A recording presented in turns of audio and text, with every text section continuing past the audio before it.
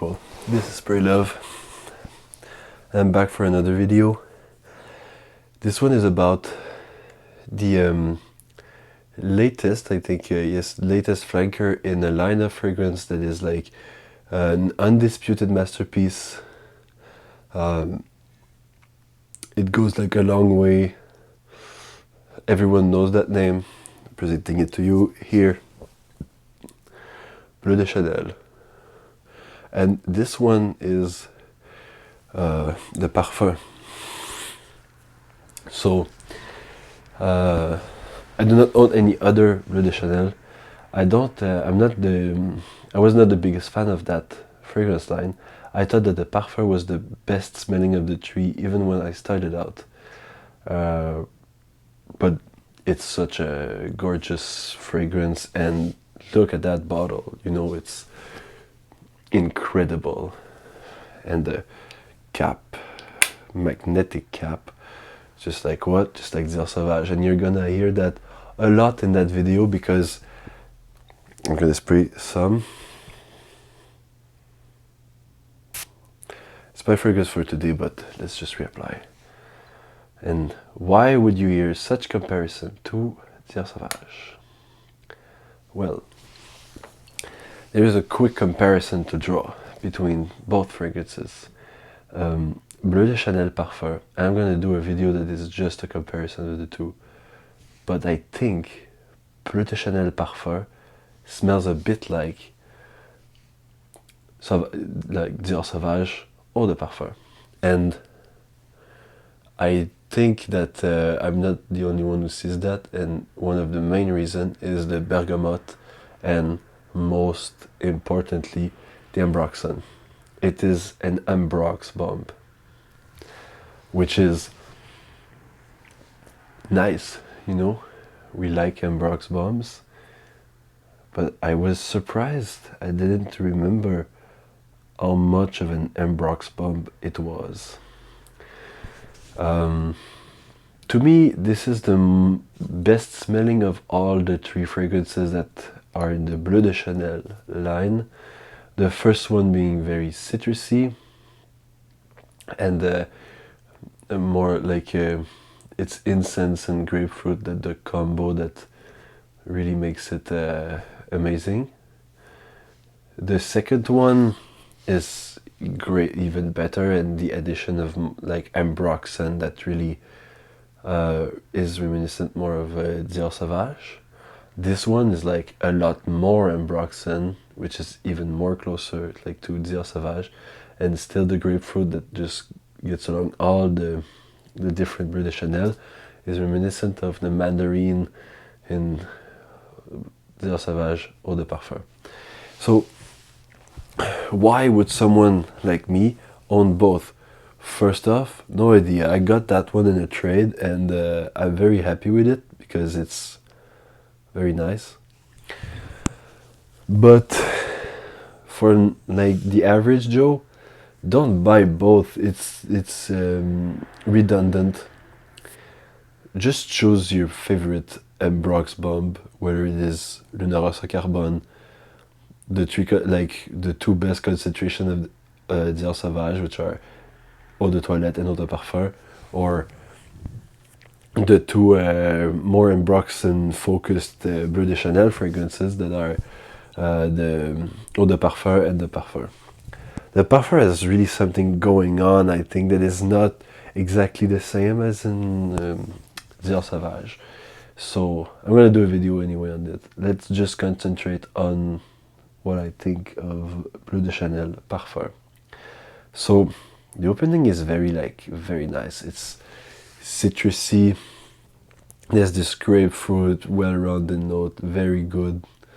There's like ambroxan right away, tons of it. Boom, you know. It projects well. It has like I think it has isoe super.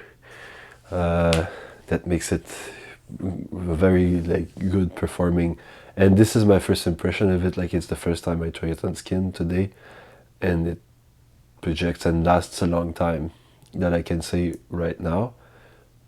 But Maybe in a few weeks I will be able to do another video, which is not a first impression, and be like, oh yeah, it really, or not that much. Yeah. And this one is very elegant.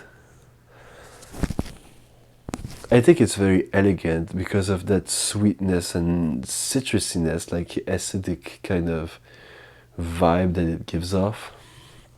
I think it retains a lot of the original Bleu de Chanel idea, spirit, whatever. Very, very good. A little bit smoky, and when it dries down, it gets more woodsy, more ambroxan, more smoky, and everything together just creates that very mysterious vibe that we all love so much from the ambrox bombs. This one has like this very, very like very beautiful, sexy, dark aura, but also this brightness with the citrus, which is very good. But more like when it gets more and more into the dry down, you get smokiness and a lot of amber and brox and a lot of darkness, a lot of depth. Even probably something like tonka bean or vanilla, that probably more tonka bean, I don't know, but very like powerful combo, which is very sexy, very alluring, very dark too, very mysterious. So you've got like, it's the most mysterious and dark of the three also, which is probably why I love it so much, because I really like that dark and mysterious vibe. But it's the most like that of the three. The first one, being the Eau de Toilette, is more clean. This one has a little dirtiness that I like about it, even more than, in my opinion, the Eau de Parfum. I know that some people out there say that the Eau de Parfum and the Parfum just smells the same, and it's not worth getting the Parfum, but I think it has a little more depth, a little more richness. Does it justify the price? Not necessarily. Like I said, I got it in a trade, so I'm not like, I haven't bought it like for retail price and whatever, but I think that if I had the chance, like if I had the choice, I didn't even have the choice. It was the only one that the guy had in that line. If I had the choice, I would still go for the Parfum if I didn't think about the money. But if I did think about the money, I would probably go for the Eau de Parfum, because it's really similar to the Parfum, yet it's a little less intense, I think, which is normal because it's not the same concentration. But also like the Parfum is really more an ambrox bomb, and I really like it that way. It's like the elegant, classy but mysterious ambrox bomb. It's like in the level of classiness you would have like the less classy would be Prada Luna Rossa Carbon.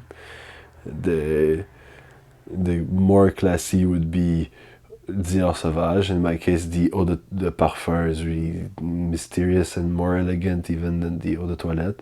And then afterwards you would have Bleu de Chanel Parfum, which is like a lot more elegant, more classy, but still has this ambrox bomb appeal, like very mass appealing, very nice. Most people will love it. Some people will just hate ambroxan.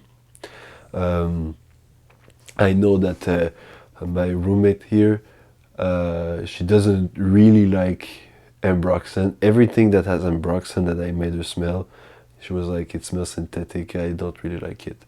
So, you know, some people don't like the synthetic ambroxan vibe. The guy that traded me that was like, I was like smelling it, I was like, oh, ambroxan, and he was like, that's why I'm trading it, because I really don't like ambroxan after all. So I tried, but it's not my vibe. And I totally understand, like some people it's just not their vibe, the ambroxan. I like it, but in certain situations. Most of the time I will prefer like more natural smelling fragrances, but sometimes I like the Ambrox bomb. You know, it's projecting and it's good, and most people love ambroxan. Most people, like, you wear like Bleu de Chanel, any type of like any concentrations, but you wear that, you wear Dior Sauvage, you wear Paladin de Rosa Carbone, you wear whatever that has ambroxan and Edion or both or whatever. You go with that, and mostly ambroxan these days, but you go with that. You're like, eventually, like, you're gonna meet people and everything, and someone's gonna say, "Oh, you smell really good," you know. There's all kinds of crazy stories that you hear, like, um, on the internet. Like, I think it's Redolescence that was telling that with Dior Sauvage, someone was like following him around to ask him what the fragrance he was wearing. But with that one, some people say it's the most complimented line of fragrance ever, like the Bleu de Chanel line. And I can understand why. It's very mass appealing, very good, magnificently well done. I think it's Olivier Polch and Jacques Polch for the first one. Great perfumers. They did an amazing job on the Bleu de Chanel line. Um, is it unique? Is it? No. I'm gonna straight up say this is not unique. So many people wear Ambrox bombs, and I don't think many people really distinguish the Ambrox bombs. It just smells like ambroxan and bergamot and lavender. It's like that. But even so, does that mean that you shouldn't buy something like Bleu de Chanel, something like Dior Sauvage, whatever? Bleu de Chanel, I'm going to focus on that one. I really should. Bleu de Chanel is a masterpiece. So if your goal is just smelling good, not necessarily wearing a fragrance that is super unique, but really just smelling clean and good and nice and whatever, this one is an excellent choice. Projects well. It has this party vibe with it. Remember when I was talking about Givenchy Gentleman, when I said, "Oh, this is like a kind of an office-friendly scent," and I was saying that it wasn't that good because it's not very unique, whatever. But it's not just that. This one is not really unique, but I'd still recommend it more. Why? Because it has that party vibe, that party spirit. You know that something's going on. It's just very sexy, very mysterious, very nice. Sometimes you don't need to wear the most elaborate outfit to shine, you know. Sometimes a really minimal, very nice outfit will really like do you best. This is that kind of fragrance, and it doesn't matter if it's office friendly or whatever. This one is very office friendly, by the way. If you wear it at any circumstances, normally people won't complain, except for those who don't like ambroxan, and like except for those who are like intolerant to ambroxan. There's not a lot of these people, but some people, like, it causes headaches, like huge headaches, and in that case, don't spray too much, or like never spray too much. It's not good. Not even for like this one. This one is powerful. It's a Parfum concentration.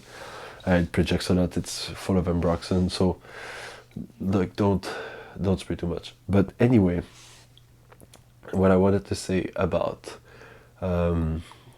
uniqueness and why would I recommend this fragrance, which is not unique at all. There's tons of Ambrox pumps out there. It just has like that lively party beat, you know, that it's the scent that radiates a lot. It's beautiful, it's nice, the citrus is well balanced, the ambroxan is well balanced, everything is just so well put together in that fragrance, that it's not just an inoffensive shower gel or whatever. It's kind of has that, you know, mojo, sex appeal that you'd like in a fragrance. It's an office friendly, like very friendly for the office, very friendly for any kind of situation, but it still always has that little sex appeal, that little something extra that really resonates, really like radiates the power of your self-love, you know, and that's very important. And like I said, sometimes I like to wear very complicated fragrances sometimes, depending on my mood, and sometimes I really like, just like sometimes I like floral like shirts that has, or sometimes I just like that, like a very ordinary sweater. uh, just depends on the way you feel, the way you want to look, the way you want to smell. That one just elevates you, it's radiating. I will recommend highly getting to know not just the Parfum but everything in the line. Bleu de Chanel, like magnificent line. Chanel, like, you know, Chanel quality, it's very good. Without further ado, check that out, check those out. Spray fragrance on yourself and really decide. Spread love. Spread love. Bye bye.